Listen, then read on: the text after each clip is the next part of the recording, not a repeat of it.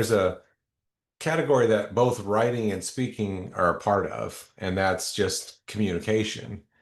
I I didn't I didn't start out knowing how to write a book, so I wrote books based on what I knew about how to give sermons, which sermons are one of those things you first write, or at least you think about how you're going to communicate it. And maybe you write an outline, or maybe you write a manuscript. I've done both. I usually just write outlines now. But it was still there were a lot of things very similar about it. And so if you're doing a prepared presentation, which you would want to do, you would want to be able to have your elevator pitch. Who are you? What did you write? Who are you? What makes you the same as everybody, and then what makes you different from everybody? Who are you? What is your core message? Who are you? Who are you trying to help? Who are you writing for? Those are things you need to be very good at, being able to just tell people, on the elevator. You need to have a short version and a long version. And just like when we write, we need to remember people love to communicate in the most complex way possible, but they digest information in the most simple way possible. I have to constantly remember that. Our tendency is to be complicated when we speak, but want simple when we listen or consume or read. And so when you need to learn how to say your things as simply as possible. It's the old, I think Mark Twain quote, you know what I'm talking about?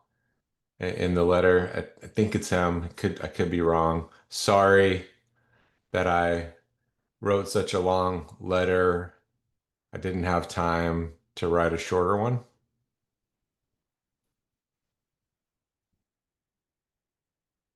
Isn't that elegant, eloquent?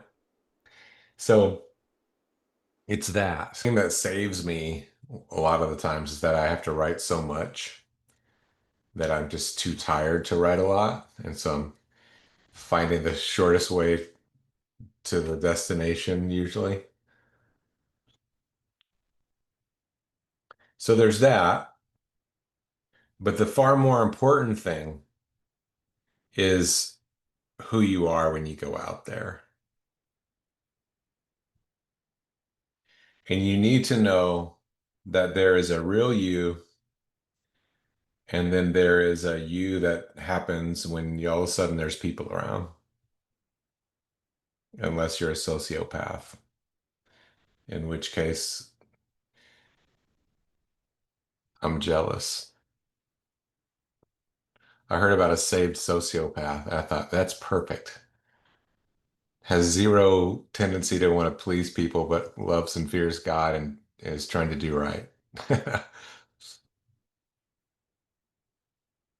Has the Holy Spirit.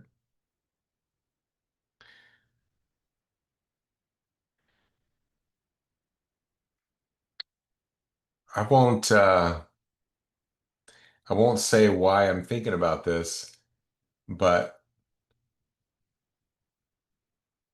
I've thought more and more I really don't like sales.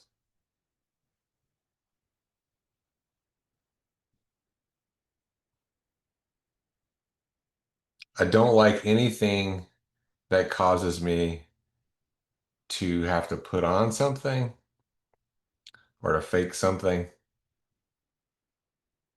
I don't like anything that causes me to have to use a script.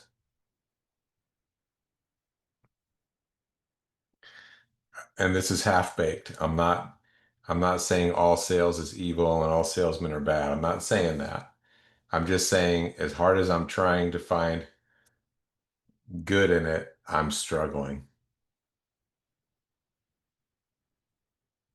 because I think if you are creating and adding value in the world, then if it's really valuable, somebody's going to understand that. And if it's what they actually need, then you don't have to sell it. And so I don't want it to seem like I'm saying you have to go out and sell yourself.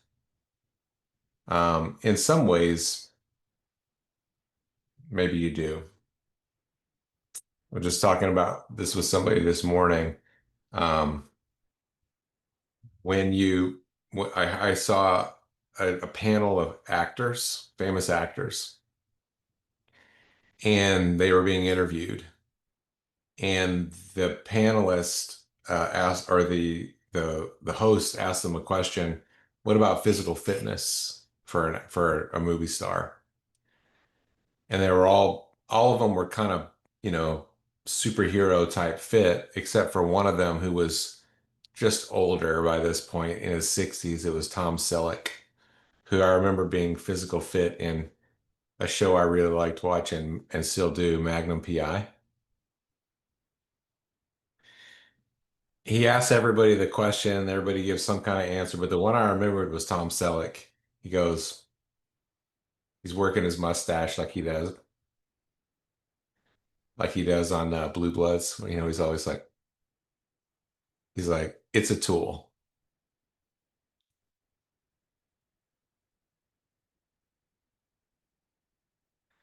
And I took that to mean, yeah, when he was playing Magnum, it made sense that he had to look like the guy that goes out there and swims and that had been a Navy SEAL and whatever else he's supposed to be portraying. And also to make the TV show successful, he had to be some kind of sex symbol or whatever. And as somebody who in the past has, you know, cared too much about what I look like, I thought, wow, that's a good attitude. He's not talking about this is who he is. He's talking about this is what he had to do for it was a for the craft that he was doing. He had to be able to, and then later on he's playing an older guy who doesn't have to do that, and you don't see Police Commissioner Frank with his shirt off, you know, in Blue Bloods. What's his tool there? It's the suits, you know, it's the whatever. Um, so I'm not saying that there's never a reason to think about, okay, what are people thinking? How am I looking? Where am I sitting? What's that vibe? You know, I'm not saying that, but I am saying that, man, people, especially because we've been talking about how are we competing with AI in a world where AI is increasingly writing the content that we're seeing, the starvation there is going to be people starving for humans, real people. And so when we communicate, the only real way to communicate is to be real. And by the way, I feel the same way about writing. Like, you know, right away when someone is being real in what you're reading, even if it's literary, even if they edited it 15 times. It's like what Chris was saying. They're spending 3 hours to write the most authentic, well-written statement. It still isn't going to hit unless they're really being themselves. Um, the weirdest thing that I ever learned as a teacher at the university, I was teaching voice in a theater department, so for music theater majors, and we would do auditions. And I would sit in the auditions with the theater faculty who knew more about acting than I did. And the highest compliment that they could pay an actor who would come in and audition for our program, they said that was honest. Isn't that weird? This person is acting.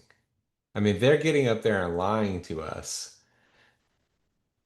You know, I mean, if I'm ghostwriting, I still have to be honest. You know, I've done all this work to try to feel like and sound like and think like this person I'm working for, and there still has to be an honesty there, an authenticity there.